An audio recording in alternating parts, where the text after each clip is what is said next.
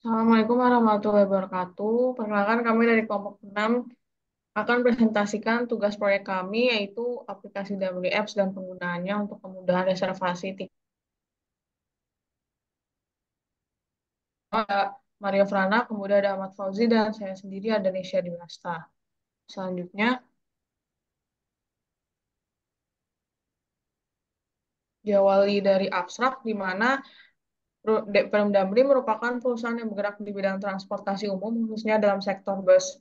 Platform yang digunakan yaitu dengan sistem penjualan offline dan online, di mana salah satu platform online yang dikelola oleh Damri yaitu Damri Apps. Damri Apps merupakan aplikasi yang dapat diakses konsumen menggunakan gadget dan dapat digunakan dimanapun dan kapanpun. Aplikasi ini diluncurkan sejak muncul virus COVID-19 yang terus aktif digunakan hingga saat ini. Namun dalam penggunaannya belum terdapat evaluasi yang tepat dan akurat terhadap penggunaan Damri Apps pada perspektif pelanggan yang meliputi kemudahan, penggunaan, dan penerimaan aplikasi Damri Apps. Sehingga rumusan masalah yang didapatkan dalam penelitian ini yaitu bagaimana kondisi perusahaan dan penerimaan, manfaat, dan tingkat keinginan konsumen dalam menggunakan Damri Apps. Dan manfaat yang dengan adanya analisis ini yaitu dapat menjadi referensi bagi praktisi dalam memetakan proses optimalisasi dan pengembangan aplikasi W Apps, serta memberikan masukan kepada manajemen perusahaan untuk perbaikan aplikasi tersebut. Metode yang digunakan yaitu ada BMC atau Business Model Canvas untuk mengevaluasi kondisi perusahaan dan analisis TAM 3 atau Technology Acceptance Model dengan menggunakan survei, yaitu dengan kuesioner untuk memahami perilaku pengguna terhadap aplikasi W Apps. Diharapkan dari penelitian ini dapat memberikan wawasan yang komprehensif tentang penggunaan dan penerimaan aplikasi Damri Apps, serta memberikan landasan bagi perusahaan untuk pengambilan keputusan, meningkatkan layanan dan kinerja aplikasi tersebut. Selanjutnya, diawali dari pendahuluan, yaitu Perum Damri merupakan perusahaan BUMN yang bergerak di transportasi jalan di Indonesia. Dalam melakukan pemesanan tiket, terdapat platform offline dan online. Perkembangan pada platform online dilakukan secara berkelanjutan sesuai dengan kebutuhan konsumen. Salah satu platform online yang dimiliki dan dikelola oleh Damri yaitu Damri Apps. Damri Apps merupakan aplikasi yang hadir sejak munculnya virus COVID-19 dan merupakan aplikasi yang dapat diakses dengan mudah melalui gadget pelanggan, sehingga pelanggan dapat memesan tiket yang untuk berpergian dengan kapanpun dan dimanapun secara fleksibel. Selanjutnya, menurut data CRM yang dimiliki oleh Perum Damri, di mana 68% konsumen lebih sering menggunakan Damri Apps dibandingkan platform lainnya, yang disebabkan karena kemudahan dalam melakukan cancel dan reschedule tiket sesuai dengan kebutuhan konsumen. Tingkat penggunaan Damri Apps dapat dibuktikan dengan jumlah transaksi setiap tahunnya yang selalu mengalami kenaikan. Sehingga diperlukan adanya evaluasi yang komprehensif terhadap penilaian penggunaan Damri Apps yang dapat meningkatkan kemudahan dan fleksibilitas konsumen setiap waktunya. Analisis yang digunakan yaitu ada BMC atau Business Model Canva yang kemudian dilanjutkan dengan analisis TAM 3 atau Technology Acceptance Model. Selanjutnya, di mana rumusan masalah yang kami lakukan yaitu bagaimana kondisi dan potensi perusahaan dengan penggunaan Damri Apps, kemudian bagaimana penerimaan aplikasi Damri Apps pada konsumen Damri, kemudian bagaimana aplikasi Damri Apps dapat bermanfaat untuk konsumen Damri, dan yang terakhir bagaimana tingkat keinginan konsumen untuk menggunakan aplikasi Damri Apps terhadap pengemudahan pembelian tiket, di mana tujuan penelitian kami yaitu dapat menjawab dari perumusan masalah. Dan manfaat penelitian yang pertama, secara manfaat praktisi adalah sebagai dasar untuk memetakan proses optimalisasi atau sebagai dasar pengembangan aplikasi Damri Apps terhadap kemudahan konsumen. Dan yang kedua yaitu sebagai masukan untuk manajemen untuk perbaikan aplikasi Damri Apps di perusahaan. Selanjutnya,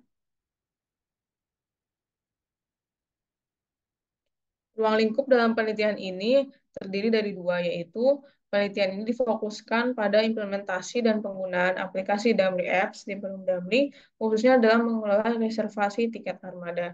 Dan yang kedua yaitu mencakup aspek teknis, organisasi, dan manajerial yang terkait dengan operasional aplikasi Damri Apps di mobile phone yang digunakan dalam keseharian oleh customer Damri. Di mana sistematika penulisan laporan yang terdiri dari 6 bab, yaitu bab pertama ada pendahuluan, bab kedua tinjauan pustaka, Bab 3 ada metodologi penelitian. Bab 4 ada pengumpulan dan pengolahan data. Bab 5 interpretasi dan analisis. Dan bab 6 yaitu kesimpulan dan saran. Selanjutnya dilanjutkan oleh rekan saya. Terima kasih. Untuk bab 2 yaitu tinjauan pustaka.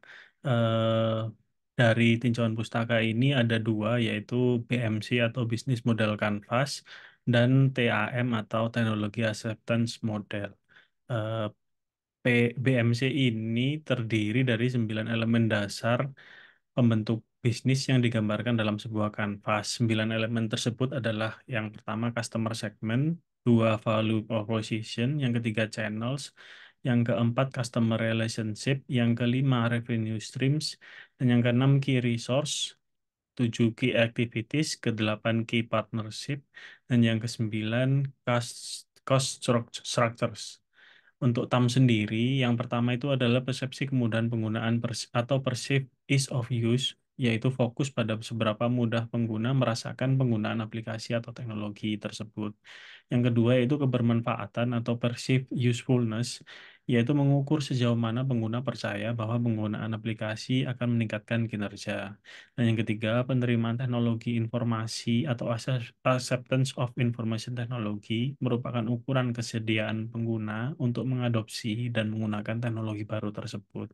Selanjutnya, untuk BMC yang pertama, customer segment, di mana segmen pelanggan mendefinisikan kelompok orang atau organisasi berbeda yang ingin dijangkau dan dilayani oleh suatu perusahaan.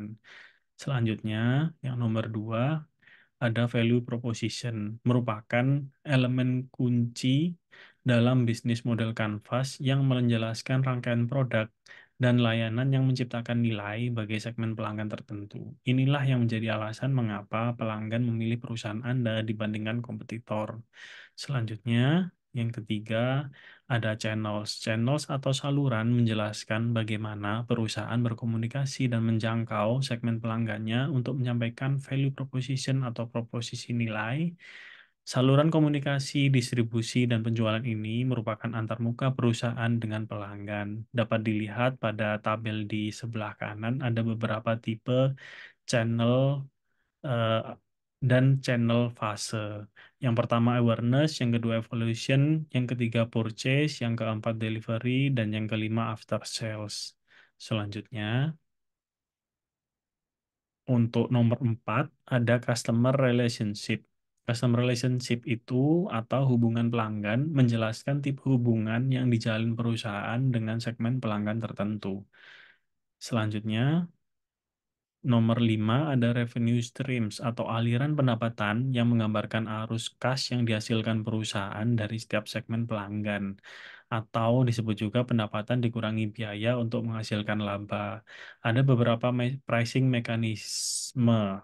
Yang pertama fixed menu pricing, yang kedua dynamic pricing. Selanjutnya,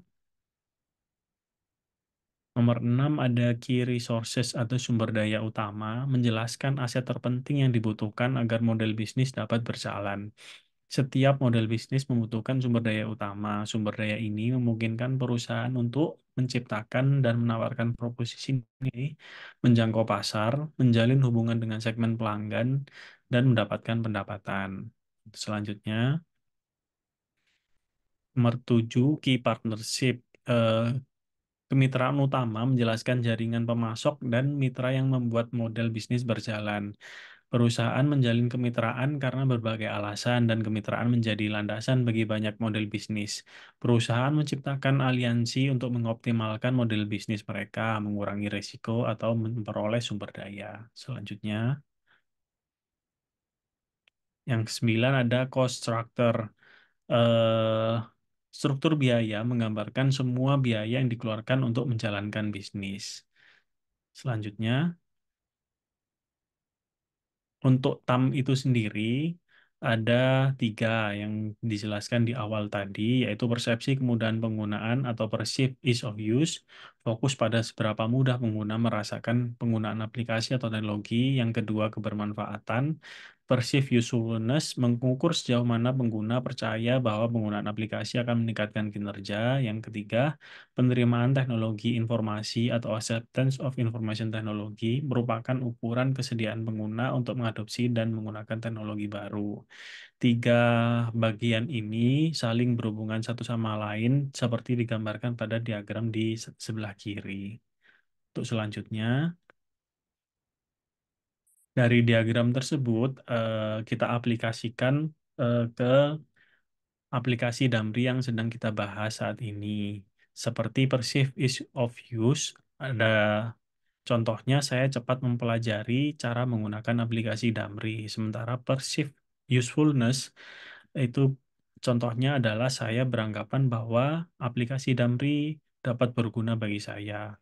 Sementara intention to use itu contohnya adalah saya nyaman menggunakan aplikasi Damri. Selanjutnya, metodologi penelitian akan dijelaskan oleh rekan saya. Terima kasih. Baik, terima kasih teman-teman semua, Mas Mario.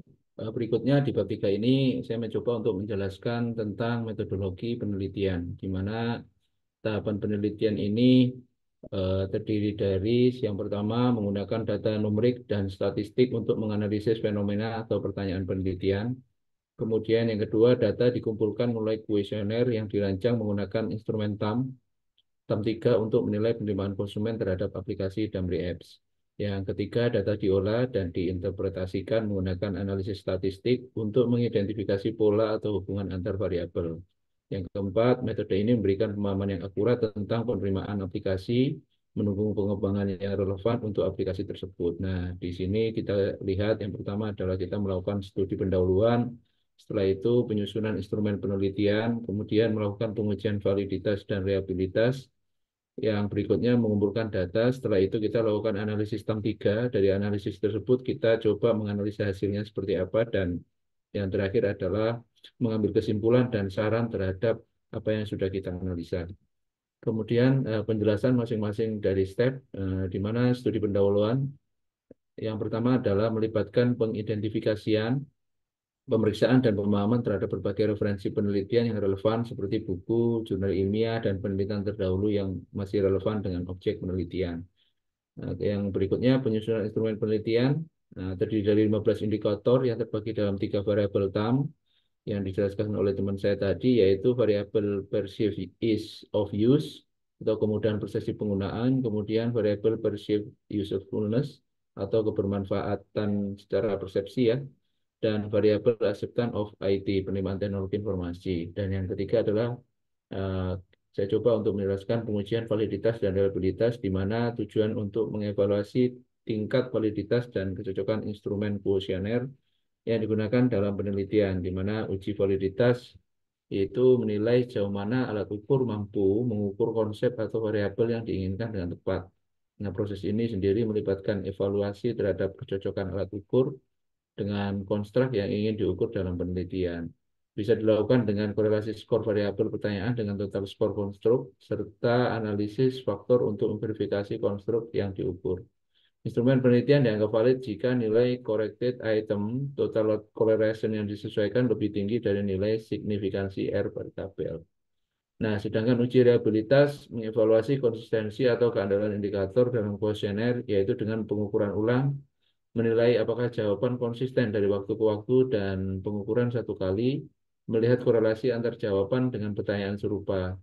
Nah, di sini kita menggunakan SPSS sebagai digunakan untuk metrik Cronbach alpha untuk mengukur reliabilitas, dan nilai di atas 0,7 menunjukkan reliabilitas yang baik. Hasil uji reliabilitas ini menegaskan bahwa pengukuran yang diperoleh adalah representasi yang akurat dari apa yang diukur. Kemudian berikutnya pengumpulan data, kita akan melakukan survei kuantitatif dengan 300 pengguna Damri Apps. Nah, data ini kita kumpulkan melalui formulir daring Google Form, dan responden menilai pertanyaan dengan skala Likert dari 1 hingga 5.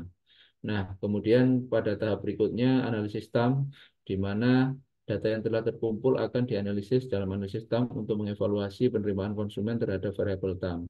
Hasil analisis ini akan membantu pengembangan aplikasi Damri Apps di masa depan. Nah, kita punya beberapa variabel, yaitu 3 variabel: kebermanfaatan, kemudian kemudahan, dan penerimaan, di mana masing-masing variabel memiliki indikator. Ini contoh di kebermanfaatan, kita punya PU1 kodenya. Nah, saya mudah mempelajari cara menggunakan aplikasi dan seterusnya. Untuk yang kemudahan, PEOU1. Nah, ini indikatornya adalah saya mampu reservasi tiket lebih cepat dengan aplikasi Damri Apps, contohnya. Dan kemudian di fase 3 itu penerimaan atau behavioral intention to use, itu kodenya ITU1. Nah, contohnya adalah saya nyaman menggunakan aplikasi Damri Apps. Dari terdapat total 15 indikator ya, yang kita terapkan dalam kuesioner penelitian ini, yang terbagi ke dalam variabel kemudahan, variabel kebermanfaatan, dan variabel penerimaan teknologi informasi yang tadi saya jelaskan. Kemudian kita masuk ke fase analisis hasil, di mana analisis hasil penting untuk mengevaluasi penerimaan teknologi oleh responden, termasuk persepsi kemudahan, penggunaan, kebermanfaatan, dan penerimaan teknologi informasi. Selain itu, analisis juga mempertimbangkan data demografi ya, untuk memahami pola penggunaan berdasarkan karakteristik responden. Nah, hasil analisis tadi akan membantu kita mengevaluasi penerimaan teknologi, faktor-faktor yang mempengaruhinya, dan implikasi terhadap pengembangan teknologi di masa depan. Dan yang terakhir adalah pengambilan kesimpulan dan saran, di mana kesimpulan dari penelitian ini akan menunjukkan bahwa penerimaan teknologi informasi seperti yang dianalisis dalam TAM memiliki dampak yang signifikan pada penggunaan aplikasi yang diteliti. Responden menunjukkan persepsi yang tinggi terhadap kemudahan penggunaan, kebermanfaatan, dan penerimaan teknologi secara keseluruhan, di mana kesimpulan dan saran dapat memberikan dasar untuk pengembangan teknologi yang lebih efektif dan berkelanjutan bagi perusahaan. Nah, yang berikutnya adalah daftar pustaka. Kita banyak sekali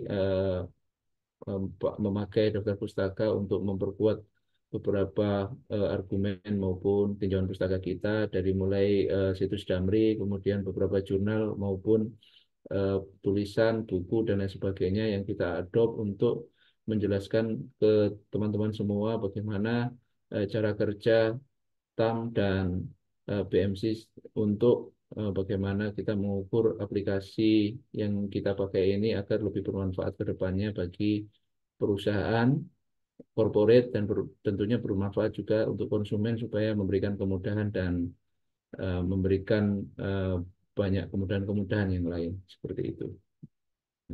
Demikian presentasi dari tim kami. Terima kasih atas atensinya. Mudah-mudahan apa yang kami sampaikan bisa bermanfaat untuk teman-teman semua. Bila ada yang perlu dipertanyakan, silakan japri ke kami, dan insya Allah kami akan coba menjawab sebisa mungkin.